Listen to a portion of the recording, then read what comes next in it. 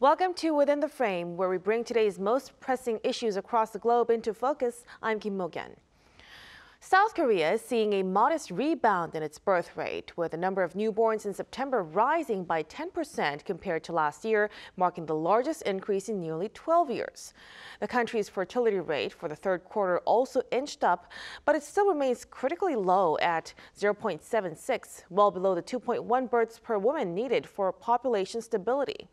The Yoon Suk-yeol administration has vowed efforts to gradually raise this 1-to-1 by the year 2030. And to do this, the government has introduced various incentives to encourage childbirth, such as marriage benefits and childcare support. President Yoon also shed light on the rising number of premature births, which now account for over 10% of all births in the country. For a deeper discussion on this, we invite Willem Adema, senior economist at the OECD's Social Policy Department in Paris. Welcome to the program, Mr. Adema. Thank you for having me, and good evening. Good evening. And we're also joined by Hwang Myung-jin, professor of public administration at Korea University. Great to have you, Professor. Thanks for inviting me. Appreciate it. Now, let's begin our discussion with Mr. Adema. The recent increase in the number of babies born in South Korea marks the largest on-year rise in over a decade. What do you think contributed to the surge in births? Do you think this is temporary? Well, it's as the various evidence around the world shows, it's impossible to predict fertility rates. So I'm going to stay away from any predictions. But I would say that the fertility rate in Korea is very low. It is therefore hard to imagine that it will go lower. So I wouldn't be surprised if it edges up over the next few years. And one of the reasons why I think that is that if you look at the data, the fertility rate among young people, i.e. people below 30, has gone very low indeed in Korea, and this is made up for a limited extent with respect to births among people who are over 30. And what is happening is, of course, as people are postponing their decision to have children, they get older, they turn over 30, and then the biological clocks start ticking. So I'm not surprised that people in this age group are realizing, right, we have to make a decision to have children soon. And obviously, some people are deciding to have children. Right. So people tend to decide to have a children in a later age. Now, to Professor Hwang, the fertility rate has increased slightly, but remains significantly below the replacement level of 2.1. What do you think could be the main barriers preventing South Korea from achieving a higher fertility rate? Well, even though there's a slight upload of changes, that it's a little hasty to get this sign as promising, because we still have the structural barriers that prohibit young people giving birth to children. I would think the three main barriers: first one, economic barriers, and that includes high housing prices, unstable employment, and educational courses are significantly affecting negatively. That remains significant challenges, increasing fertility or slow down the downturn of the low fertility. Second one is the social and cultural barriers, more like family values and traditional norms around the marriages and childbirth are very weakening, and the people, even though a married couple would not decide to have any children, that means marriage plus child bearing is no longer as causality kind of thing. The last thing is more important and significant. The policies, which has been the inconsistent and short-term measures that has continuously failed to address the structural issues. So I would recommend a strong policy implementation and plus coordination are very much necessary to align the economic, social, and cultural strategy. Right, so a very sustainable policy should be necessary at this point. Now, lately, President Yoon Suk-yeol announced pledges to bolster support for premature babies and their families. Mr. Adema, how could these policies affect the declining fertility rate? Well, first of all, I think that with Professor Wang, the structural barriers are key issues to address.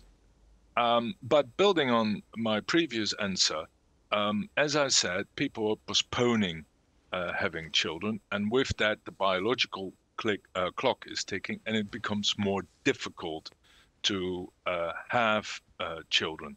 And what you see, not just in Korea, but also in European countries, that assistive reproductive technologies become more important with respect to childbirth. Almost 10% of babies born in Denmark were conceived in one way or another with assisted reproductive technologies, and from what I've seen from data on Korea, it is of similar importance.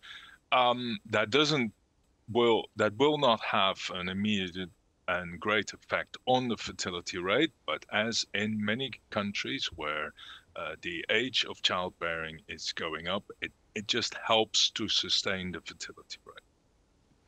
Right, and in the context of South Korea's efforts to address its demographic issues, do you think measures focused on improving neonatal care and fertility should be more prioritized over other areas of support? Well, I mean, I find, like I said, I agree with Professor Wang on his identification of structural barriers as key impediments to raising the fertility rate. So yes, support towards the health of mothers and children around birthhood is important and is very welcome. But that doesn't help to address the structural barriers identified by Professor Wang, including the competitive nature of Korean society in its education system and the associated costs for parents and children, and the issues around finding regular employment of good quality in housing that is affordable. Right, so social, cultural, and economic factors are also necessary. Now, what about you, Professor Huang? Which areas do you think are most crucial to raising the nation's chronic fertility rate? Fertility rate, this is very complicated issues, and then anybody can say something about it, but nobody really suggests a simple solution. So, Mr. Adema, most of the time, I appreciate his propound lectures and the insight that given us is critical. And also, I would add some things that has not really been talked about. First is out of wedlock. What do you call that? The marriages got nothing to do with childbirth. That's been pretty much what young people has changed their perception. Like actor Jung Sung's cases, people are more. They are not really approving 100%, but they are more accepting. That's kind of individual choices. And the Japanese Miss Xiaomi had another cases. So people might have changed, but our society never allowed the people. This particular society in Confucius or value system really prohibited people choosing their own freedom to have giving birth to a child or have the single mom and unmarried children. And the second thing I can think about is the already married woman with one child. It's a serious problem. Is they'd like to have additional child, but most of the time the economic instability and the child support, and the heavy load in the educational cost really hinder them to have a second child in birth. Compared to Japan and other countries, if you're married and you have no child, that's your choices. But most of the cases, if you have one child, most of the couple in other countries, especially Japan, will have a second child, in their planning. But we really do not move on to the next level, which is, two children, nuclear family protocol. That's another thing. So I would say that people have more motivation, but the economic barriers hinder the married with one child have second one, and the second one is unmarried child birth is pretty much prohibited, and they are pretty much socially sanctioned by current OJO, I don't know what you call the family record system. These two things are easily improved, by our social effort and policy implementation. Right, so we have a very conservative way of perception in terms of family and family members. Now, alongside this, so we've mentioned social and cultural factors that are affecting these decisions of people. Now, Mr. Adema, can you elaborate on what are the detailed factors that affect the low fertility rate, excuse me, and how can the government address these problems? Well, one of the issues is, as already said at the beginning of the program, young people want to establish themselves in the labor market and the housing market before having children. It is, Korea has got a very competitive society, competitive education system, and still, yet you have the highest level of educational attainment in your population among the world. So it's very sad to see that all these people who are going through university education do not get into regular employment with good employment conditions. And that is a major barrier to establishing relationship among peers and setting up a family. Housing cost is a barrier across the OECD, and as already said, the private education system, the cost of Hak-wons, the time it takes to raise children, the norms that tell you to invest in children, make it a barrier not just to have one child, but to have the second child or the third child in Korean families. To do something about this is not as simple. Fertility issues are caused, the downward fertility trend is caused by a multitude of reasons. So you need a multifaceted policy package to address it. One thing would be to address the competitive nature of the education system. Anything which can help reduce the importance of the central exam, university exam, and the associated preparation kids and their parents have to put into that. Anything which reduces that is very welcome. At the same time, you have a labor market culture which involves long working hours, socializing with colleagues in addition to the commuting time throughout the week. There is very little time for family life. So that should be addressed. One option would be, for example, within the regular employment stream to have part-time, i.e. limited hours work. That would help mothers and fathers with young children to, let's say, work 30 hours per week, pro rata paid, good pay, and remain in touch with the company and support the productivity of the company.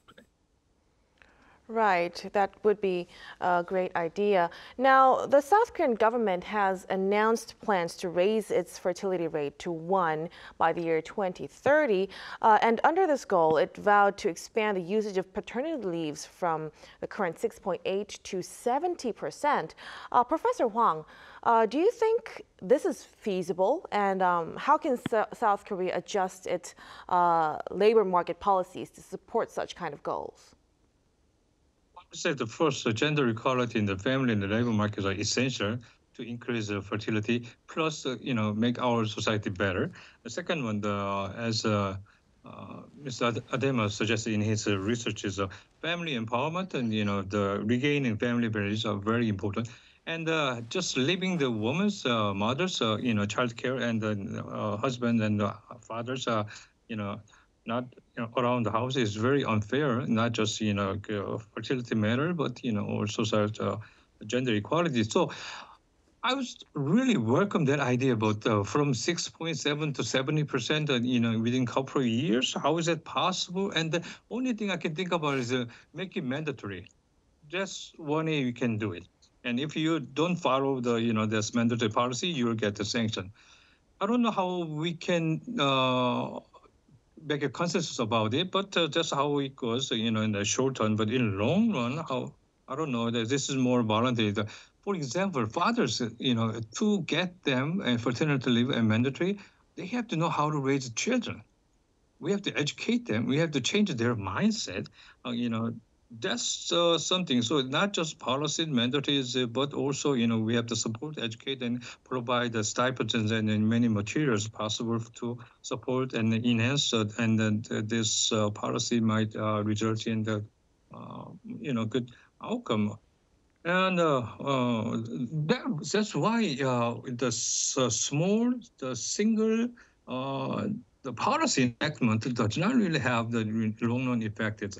So we have to have a control power to design and orchestrate and evaluate the policies from the 17 different ministries all together within one, what do you call that, administrative forces. The current fertility and aging, the task force really does not really have any authority or power and capacity to design and planning the current population problem. Right, so pan-governmental efforts is necessary to resolve this problem. Now, meanwhile, the South Korean government implemented various financial incentives for childbirth, including subsidies and tax breaks. Professor Hwang, first, do you think they're enough to alleviate the burden of child-rearing parents? And how can these policies be adjusted to ensure long-term effectiveness? Well, monetary effect is always working in the short run, but in the long run, it's never been affected. Many researchers doubt about it. But something is better than nothing. So, we continuously persuade and people that, government is not really leaving them alone, especially younger generation with some financial difficulties in raising their children. We have to squeeze more money to that. And then Dr. Adam, I really like your ideas. Our labor structures are more flexible and then work time. We have the notorious longer, working hours. Those things that time has to be returned to their family, and then all family-friendly society and policies must be rechecked and re-implemented in our society. Right. And the aging population has also been a big issue for South Korea. Mr. Adama, how can South Korea balance the need for increased social welfare for the elderly with the need for support for young families? By making more efficient use of your working age population. There are groups of workers who are underrepresented in the labor market. Women are underrepresented in the labor market. Young people are underrepresented in the labor market. And bringing them in and giving them good quality jobs will help support and prop up the productive output of the workforce. Another tool in the toolbox, so to speak, is a coherent immigration policy. Korea thus far has made, compared to other OECD countries, relatively limited use of immigration. So that is another option to consider. And of course, increased productivity by better use of technology could also help increase productivity and help address the issues of economic production that you need in order to sustain both increased support for families with young children, but also budgetary outlays on pensions and health and long-term care costs, which will come certainly with the speed with which Korea is aging. At this moment, you have about 4 people of working age per older person. In 2060, that will be 1-on-1. So there will be enormous fiscal pressures, and the challenge to increase productivity among the labor force in Korea will be serious. Right. Then what about Professor Huang? Then what kind of fiscal policies should be adopted to support both the aging population and the younger generation as they face high living costs and economic pressures?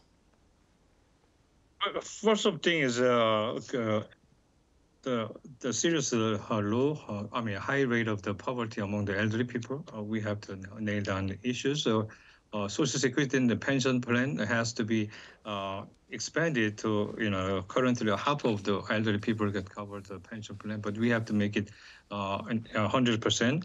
To do that, we have to delay the retirement rate, so they have to remain the labor market. That might have threatened the younger people's job conditions. So we have to reconcile there's a better job and the hard work jobs. Elderly people have to sacrifice the labor market in taking over the hard and low paid kind of job.